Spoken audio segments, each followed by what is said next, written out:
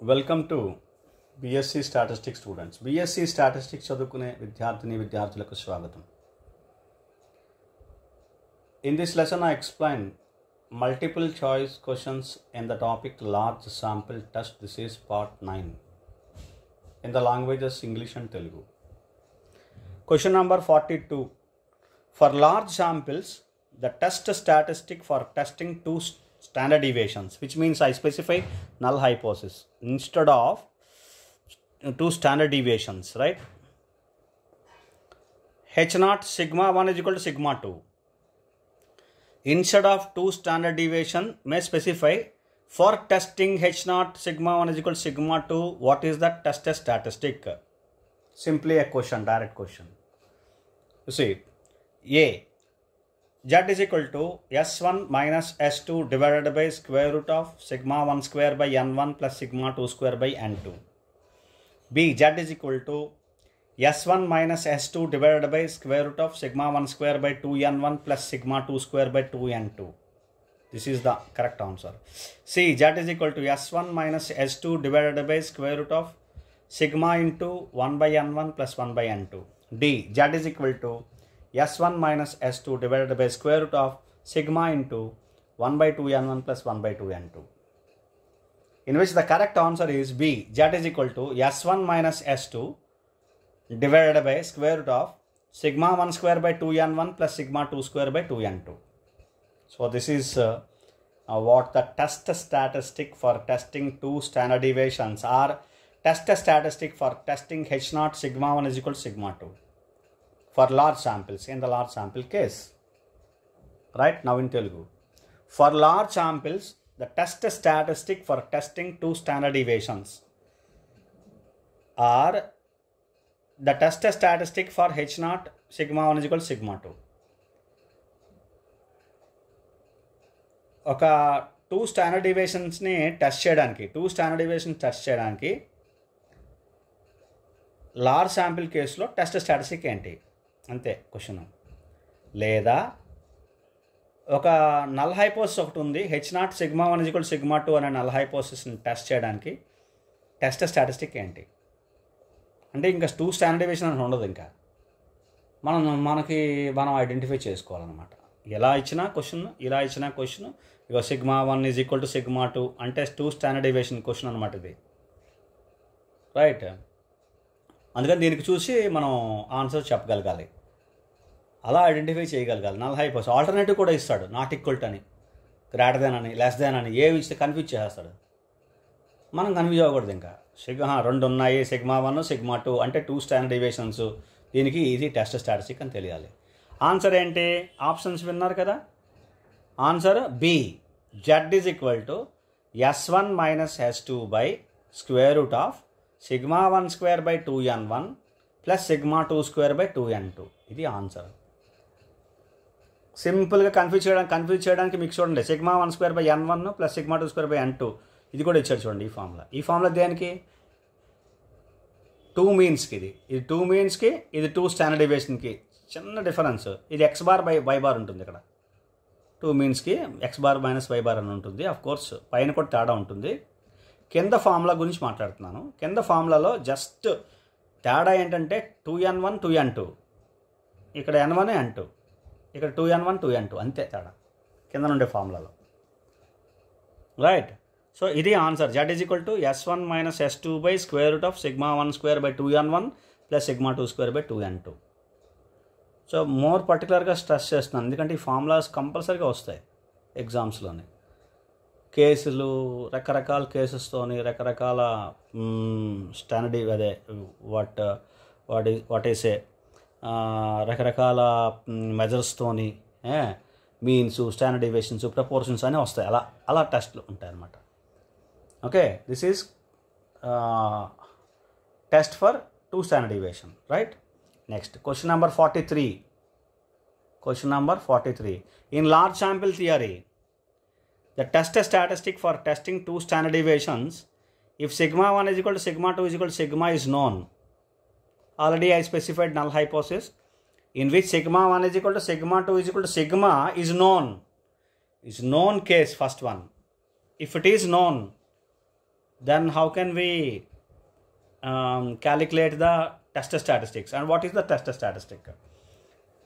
A, Z is equal to S1 minus S2 divided by square root of sigma into 1 by 2 N1 plus 1 by 2 N2.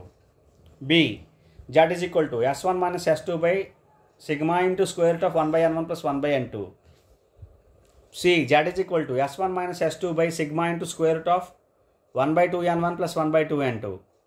D, Z is equal to S1 minus S2 by sigma square into square root of 1 by 2 N1 plus 1 by 2 N2.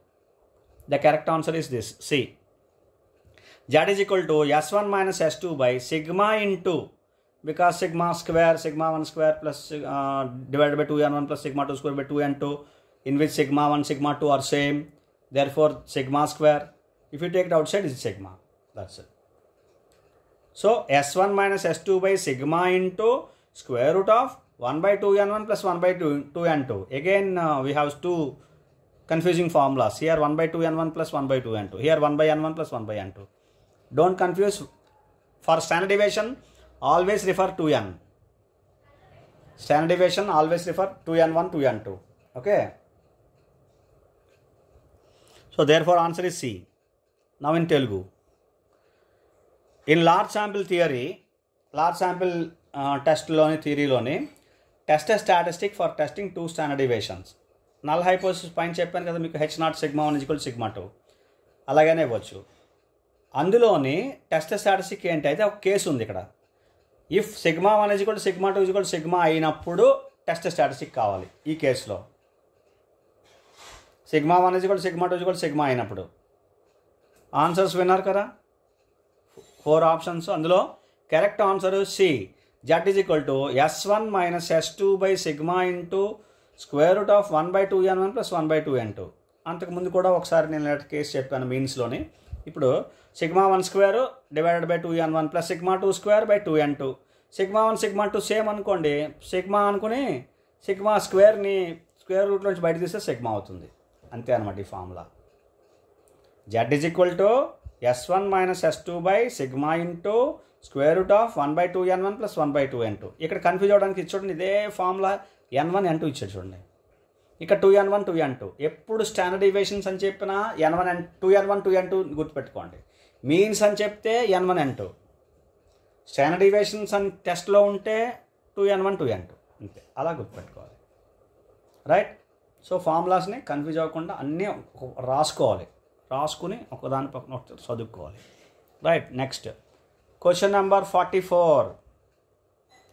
Question number 44. If sigma 1 is equal to sigma 2 is equal to sigma is not known, this is another case. Is known, the above formula. Is not known, now this particular another question. Then test a statistic for testing two standard deviations of large samples. If sigma 1 is equal to sigma 2 is not known, let it be sigma. Then test a statistic for two standard deviations for large samples is what? That is the question you have to answer. Options A, Z is equal to S1 minus S2 by square root of sigma cron into 1 by 2 N1 plus 1 by 2 N2.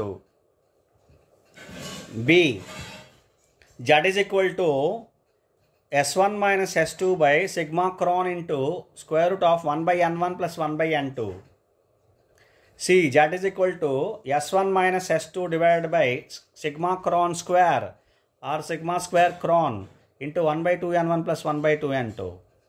D, Z is equal to S1 minus S2 by sigma cron into square root of 1 by 2 N1 plus 1 by 2 N2.